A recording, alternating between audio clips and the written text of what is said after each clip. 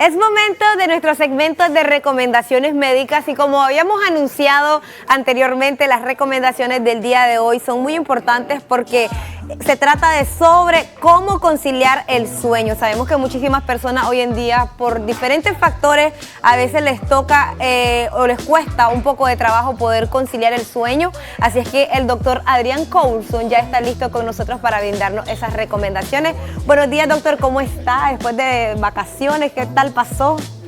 Buenos días, Karen, pues bastante bien, gracias a Dios, ¿verdad? Entre vacaciones y trabajo, porque decíamos fuera de cámara que las enfermedades llegan a cualquier hora y en cualquier momento. Pero pues ya estamos aquí con todas las energías para comenzar la semana hablando de un buen descansar. Sí, así es. Un tema muy importante, doctor, porque sabemos de que tener una buena calidad de sueño es fundamental para poder desempeñar de una manera mejor las actividades que tenemos día a día. Sabemos que es como una parte principal o muy importante y hay muchísimas personas que hoy en día por diferentes factores les cuesta esa parte de poder conciliar el sueño y sobre todo tener un sueño de calidad que es bien importante. Sí, claro que sí. Mira, realmente el sueño en el individuo es un tema bastante dinámico. A lo largo de nuestra vida vamos cambiando las necesidades de sueño. Por ejemplo, un recién nacido puede llegar a dormir hasta 17 horas, solo despertándose cada 3 horas para la alimentación. Y en el otro extremo de la vida, una persona, su necesidad de sueño puede rondar las 6, 7 horas. En el medio puede variar mucho. Realmente eso de que hay que dormir 8 horas no es así. La mayoría de las personas encontrarán un sueño satisfactorio y reparador en 8 horas de sueño, pero no quiere decir que todo el mundo requiera dormir este tiempo. Y comienzo con esta explicación porque muchas veces la percepción de dormir mal en un paciente que nos llega, por ejemplo, con mucha frecuencia a la clínica, no pasa de ser eso, solo una percepción. Porque esta historia de que tenés que dormir tantas horas como una receta de cocina se ha arraigado mucho en la mente de las personas, de tal manera que si una persona de repente duerme 7 horas, 6 horas, esa persona ya mentalmente dice estoy durmiendo mal. Pero cuando nosotros le hacemos evaluaciones para poder determinar cómo está la calidad del sueño, porque si hay evaluaciones clínicas y evaluaciones que se hacen a través de estudios, nos damos cuenta que el paciente sí está teniendo un adecuado sueño, aunque no cumpla esas 8 horas famosas. Entonces, muchas veces con explicarle al paciente, mire, sus horas de sueño están bien, que aunque no sean las 8 horas, pero usted no está teniendo una consecuencia diurna, es suficiente y no requiere hacer más de otra intervención. Doctor, bueno, por un lado hay ese tipo de personas que tienen ese problema también para conciliar el sueño, pero por otro lado hay personas que se duermen fácilmente en cualquier lugar, haya ruido, van viajando, donde estén se pueden dormir. ¿Y qué pasa? Usted ya mencionó que hay personas que duermen, necesitan ese sueño reparador las 8 horas, otras personas un poco menos. He tenido la oportunidad de conocer a ese tipo de personas que con 5 horas se recuperan, pero yo estoy en el otro extremo. Yo siento que a veces necesito un poco más de las 8 horas para dormir, entonces para mí es bastante curioso este tema del sueño y me gustaría que nos comente cuáles son esos factores que podrían influir para que un tipo de persona necesite menos horas para dormir, otras personas necesitan un poco más. ¿Son las actividades del día? ¿Es algo de genética? ¿Cuáles podrían ser esos factores? Muy interesante esa observación, Karen. Mira, 1 de cada 3 personas tiene un problema para dormir. Eso es, y quizás podría ser más, pero hasta ahorita la estadística dice que 1 de cada 3 personas. Con respecto a la pregunta que tú me haces, ambos escenarios son inadecuados. Son anormales ambos escenarios. Una persona que le cuesta conciliar su sueño es anormal. Una persona que en cualquier momento se queda dormido, independientemente que sea la noche o independientemente en el lugar donde esté, también es anormal. La verdad que, por ejemplo, a veces tenemos esta distorsión cognitiva de creer, no, yo me siento y me duermo, qué rico, esa persona está saludable porque agarra sueñitos ricos. Eso es totalmente inadecuado. Si en el día, por ejemplo, nosotros aquí que estamos en iluminación, en actividad, que estamos viendo moverse a todos, cantar a todos, alguien está allá y está durmiéndose, simple y sencillamente esa persona tuvo una noche inadecuada, esa persona tiene algún problema de salud o alguna situación que hace que esté dormida o que esté con sueño en un contexto en el que no debe estar dormido con sueño. Y entonces, por ejemplo, cuando una persona va a la cama, lo correcto es que en los siguientes 30 minutos a irse a la cama, esa persona se duerma. Si una persona ya llega 1 hora, 2 horas, 4 horas o algunas personas hasta la madrugada sin poder dormirse, esa persona tiene un problema. Pero también tiene un problema esa persona que en la mañana le cuesta levantarse. Esa persona que cuando es domingo y no tiene que trabajar se despertó a las 11 de la mañana. Algo está sucediendo. ¿Y qué es algo que puede estar sucediendo? Entonces ahí lo podemos dividir en dos. Principalmente las malas costumbres o como nosotros le llamamos la mala higiene de sueño. Por ejemplo, el celular. Y vamos a hablar del celular. Cuando esa persona se va a la cama con el celular y demora 3, 4 horas en dormirse, esa persona no está teniendo un problema del sueño, está teniendo malos hábitos del sueño. Por ejemplo, si una persona tiene televisor en su cuarto, enciende la televisión y se duerme hasta que dejó digamos, la película siguió, la serie siguió y esa persona se durmió, está teniendo un mal hábito de sueño. Y eso lo miramos cada vez más frecuentemente. Inicialmente lo pensábamos en los adolescentes, pero ahora también lo estamos viendo en personas mayores. Sí. Los adolescentes llegan hasta las 2 de la madrugada con el celular. El problema que el hecho de estar con el celular, con estos dispositivos, con los videojuegos, te genera liberación de dopamina. Y la dopamina te da placer, te da satisfacción, motivación. Y entonces te perpetúa a continuar haciéndolo. Es un perpetuador del problema del sueño. Entonces es un factor, los malos hábitos de sueño. Vamos a hablar del segundo factor importante, el estrés del día a día. ¿Cuántos de ustedes, amigos televidentes que nos están viendo, nos están escuchando, no les sucede la siguiente situación? Van a cama y comienzan a reverberar todo lo del día.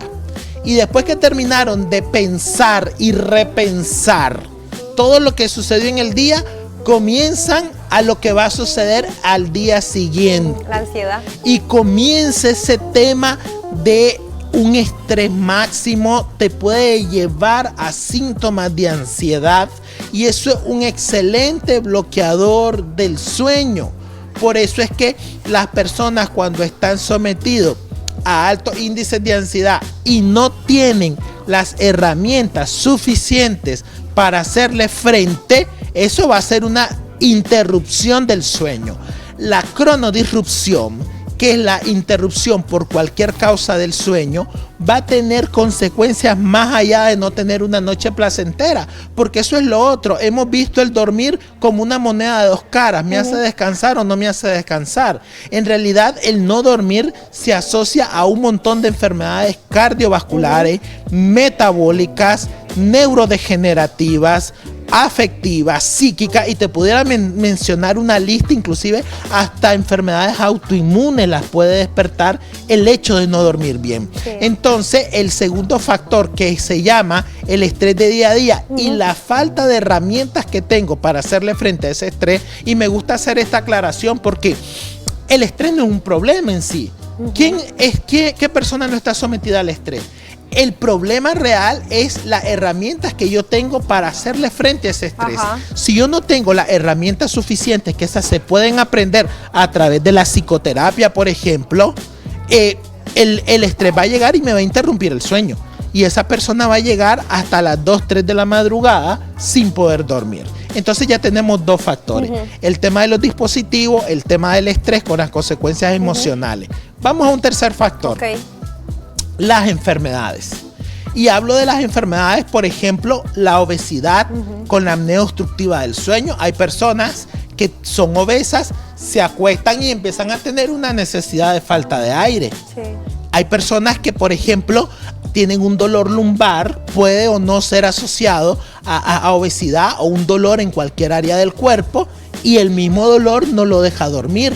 Por ejemplo, un paciente que está descompensado del asma no puede llegar a dormir tranquilo si tiene síntomas nocturnos de falta de aire. Una persona que tiene un problema en el corazón, ya sea un infarto, una insuficiencia cardíaca, esa persona no va a poder dormir por el problema que le está generando el problema médico, valga la redundancia.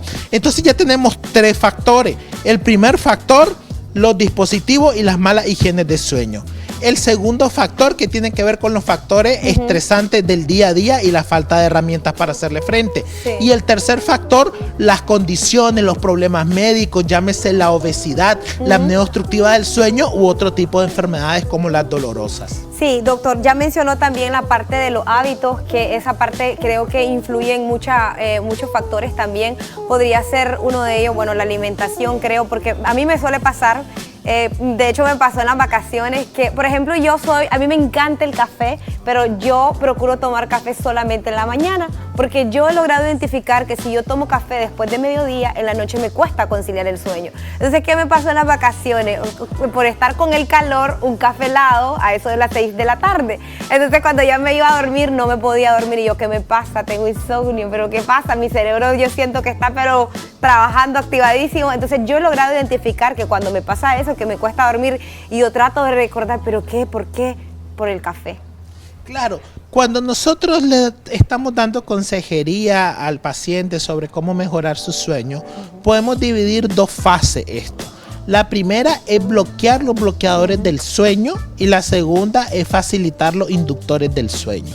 Por ejemplo, ¿cómo vamos a bloquear los bloqueadores de sueño? En este tipo, por ejemplo, si hay un alto consumo de cafeína, yo me acuerdo de un paciente, dicho sea de paso, del norte, de donde es la jefa, que su problema de sueño tenía 5 pastillas para dormir, pero se tomaba 1 litro de café a las 9 de la noche. Entonces, el tratamiento aquí no es darle una bolsa de pastillas, sino quitar los bloqueadores del sueño. Los adolescentes, por ejemplo, con estas bebidas energéticas, los estudiantes, hay muchos medicamentos que te pueden activar y lo andan usando los estudiantes a diestra y siniestra. Son factores que se deben de evitar. Por ejemplo, la exposición a luces que te bloquean la melatonina, las cenas muy tarde, los ejercicios muy tardes. Aquellas personas que, por ejemplo, se van a la cama y no hacen rutinas, tienen horarios irregulares. Hoy se fueron a las 7 de la noche, mañana se fueron a las 10 de la noche, o son personas que son totalmente diferentes de lunes a viernes con respecto al sábado y el domingo. El cerebro es el mismo, el cerebro y tu cuerpo no entiende de que si hoy es domingo, hoy es de lunes a viernes. Entonces debemos de entrar en un tema de rutinas para enseñarle al cerebro cuáles pueden ser esos ciclos. Y luego vienen los factores facilitadores del sueño. Por ejemplo, si una persona tiene un cuarto muy iluminado, si no hay una adecuada higiene de ruido, entra sonido del externo, o la persona se acuesta con su pareja de cama a conversar, ese paciente no está teniendo un ambiente adecuado para dormir. Y todo esto se tiene que hacer antes de prescribir una medicina, porque esa es una gran catástrofe que está sucediendo. No le habla el médico al paciente sobre todos estos factores de higiene de sueño y quiere compensarlos con una pastilla que además a mediano plazo le va a generar una adicción horrorosa. Excelente, doctor. Muchísimas gracias por esta recomendación, este tema que es tan importante. Me gustaría ya para finalizar que le brinde las recomendaciones finales a nuestros televidentes y también los números de contacto para si desean mayor información. Claro que sí. Miren, cuando una persona, por ejemplo, ya lleva más de 2-3 meses sin dormir, debe de acudir a la consulta. Ya no es que me voy a tomar este tecito, voy a hacer esto. Esa persona tiene que ir a la consulta. El médico especialista en ayudar a dormir es el médico formado en trastornos del sueño, como por ejemplo nosotros allá en Neurofarma. Siempre hay que tener buenas costumbres de sueño. Nos pueden preguntar en nuestras redes sociales o irse a nuestro canal de YouTube. Ahí tenemos muchas recomendaciones de cómo facilitar el sueño.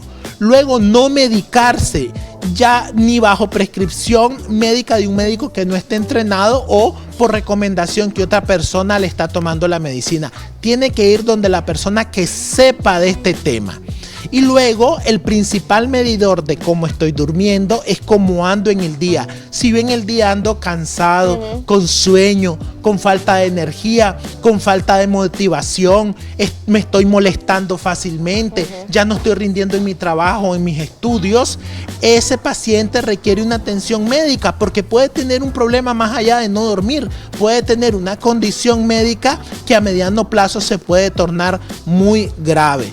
Nosotros, por ejemplo, en Neurofarma tenemos todo un grupo, tenemos psicólogos entrenados en el tema del sueño, tenemos tecnólogos del sueño, pues yo tengo una formación en trastornos del sueño y pues ahí cuando usted no pueda después de una semana de conciliar su sueño bien, puede acudir. Los teléfonos son 222-33-200, pero también tenemos sucursales en Juigalpa y Estelí. Excelente, doctor. Muchísimas gracias por habernos acompañado esta mañana en nuestro segmento de recomendaciones médicas. Vamos a finalizar de esta manera por aquí y nos vamos a trasladar al otro lado del set con muchísimo más aquí en su revista Primera Hora.